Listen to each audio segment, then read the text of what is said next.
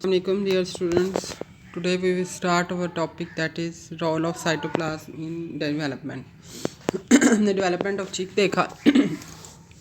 आज हमने देखना है कि साइटोप्लाज्म का जो है वो डेवलपमेंट में क्या रोल है. It is known that different cytoplasmic components contain different morphogenetic determinants. Morphogenetic का मतलब है जो उसके जेनेटिक और उसकी मॉर्फोलॉजी यानी स्ट्रक्चर को डिटर्मिन करेंगे, वो वाले डिटर्मिनेंट्स. ठीक है, that are responsible for cell differentiation. These determinants are present in blastomeres. ठीक है, अब आपको अच्छी तरह से पता चल गया ब्लास्टोमेर्स क्या होते हैं. ठीक है, ब्लास्टुला स्टेज में जो सेल बनते हैं उनको ब्लास्टोमेर्स कहते हैं. द फर्टिलाइज्ड जाइगोफेन एसिडियन ये ग्रुप का नाम है. ठीक है, एनिमल किंगडम में ग्रुप का नाम है. Contain cytoplasm of 5 different colour that is segregated into different blastomeres. ठीक है, तो 5 जोन्स बनती हैं जो कि अलग अलग सेग्रीगेट यानी अलग हुई होती हैं. ब्लास्टोमेयर सेल जो है वो डिफरेंशिएट स्पेस पे होते हैं. इसमें सबसे पहले है क्लियर साइटोप्लाज्म. क्लियर जो है वो लार्वल एपिडर्मिस प्रोड्यूस करेगी. येलो जो है वो yellow cytoplasm it give rise to muscle cells बनाएगी. ठीक है, ग्रे वेजिटल साइटोप्लाज्म ये गट यानी डाइजेस्टिव ट्रैक बनाएगी. और ग्रे इक्वेटोरियल साइटोप्लाज्म जो कि नोटोकॉर्ड और न्यूरल ट्यूब बनाएगा. ठीक है, तो ये आपने याद करना है, ऑब्जेक्टिव में भी आ सकता है. That is next is role of nucleus in development. अच्छा जी, most gene control substances which can easily be identified are found in the cytoplasm and are probably produced in it. और इसी में प्रोड्यूस होती हैं साइटोप्लाज्म के अंदर ही. जैसे कि हमने कहा डिस्क्वाइडल क्लीवेज में एक खास साइटोप्लाज्म होता है जहाँ पे सारी डिवीजन्स होती हैं. ठीक है, और डेवलपमेंट फर्दर जो है वो डेवलपमेंट ऑफ चिक प्रोसीड करती है. Through experiment, it is found that production of developmentally active substances by the nucleus itself or its determined immediate neighbor is however available in some cases. One of such example is in the multicellular alga. Acetabularia एक algae है जिसमें हम ये study करने लगे हैं.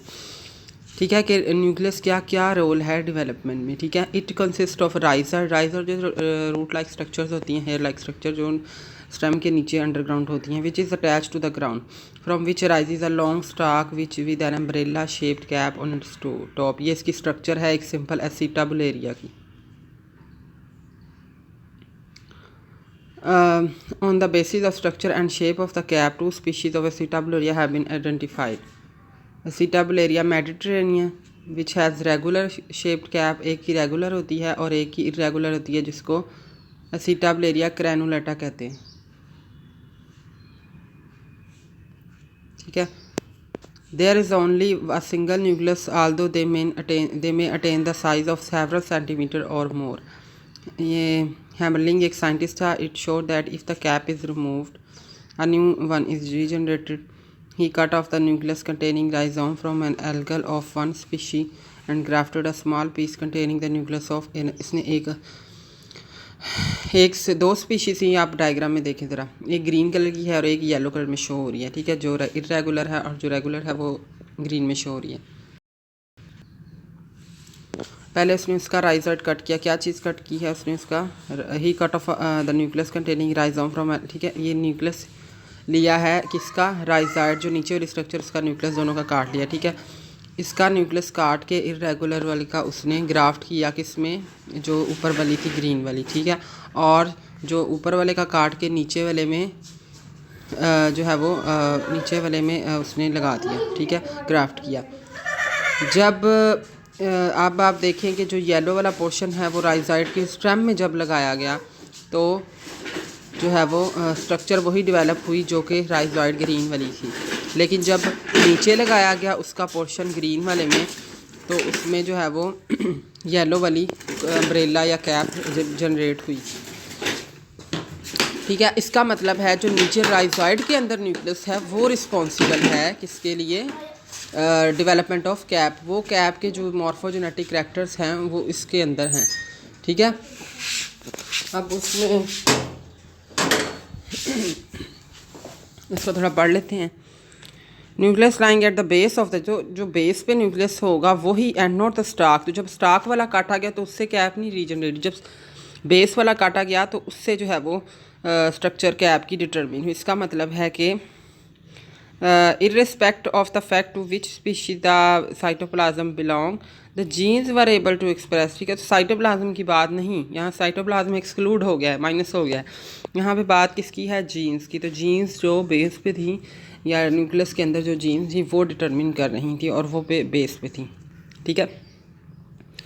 From all these experiment that both gene and cytoplasm play role, तो दोनों ही रोल प्ले करते हैं। आपने तो साइटोप्लाज्म का भी पढ़ा और नीचे न्यूक्लियस का भी। Nucleus contain all gene which determine the characteristics of the individual, while cytoplasm plays the role of selection of genes. आगे आपका आई थिंक इसके बाद आपका टॉपिक है रीजनरेशन है और फिर अब नॉर्मल डेवलपमेंट है, ठीक है। तो रीजनरेशन एक छोटा सा टॉपिक है, उसके बाद अब नॉर्मल डेवलपमेंट है, इसको हम पढ़ लेते हैं। Regeneration the ability to regain, regeneration का मतलब होता है कि अगर कोई पार्ट आपका लॉस्ट हो जाए तो वहाँ पे सेल डिवीजन होती है और वो दोबारा से पार्ट रीजनरेट हो जाता है। जैसे कि लिजर्ड आपने देखते हो, उसकी टेल होती है, उसकी टेल जो होती है वो जब रिमूव हो जाए तो वो दोबारा से अपनी टेल बना लेती है। The ability to regain or recover the lost or injured part of the body is called regeneration. The sponges, due to simple organization, sponges possess great power of regeneration. These not only replace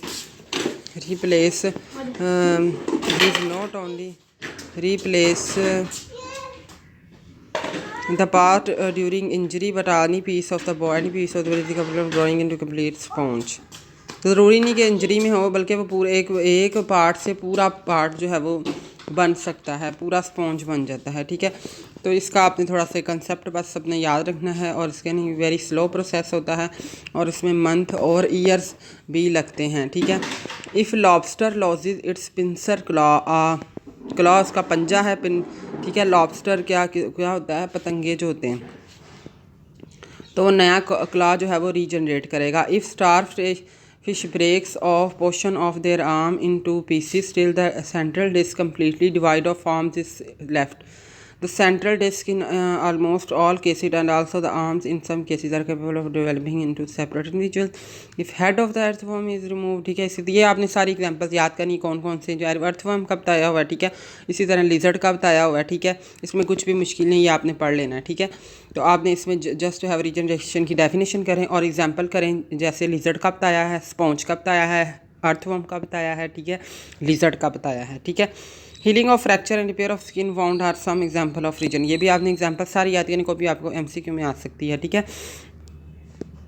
अगर मतलब fracture हो गया है या skin अगर repair होने वाली तो वहाँ पे भी रीजनरेशन होगी। अगर प्लांट्स में रीजनरेशन की बात करें, प्रोपिगेशन की, almost any part or even very small, जैसे कि हमने ऊपर ग्राफ्टिंग पढ़ी, ठीक है। एक स्मॉल पोर्शन जब हमने लगाया तो उससे पूरा प्लांट जनरेट हो गया।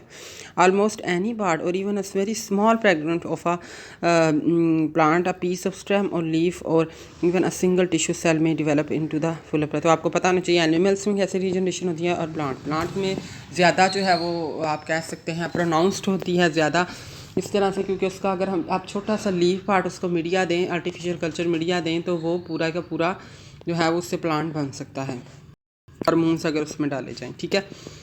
तो in the process of regeneration many of the various cell type which were present in the missing part of the body are replaced by the differentiation of the cells. For example, in flatworm and planaria, the unspecialized cell neoblast which are always present in the body of adult are mobilized and migrate to the site of amputation. amputation जहाँ पे cut लगा हुआ है, ठीक है।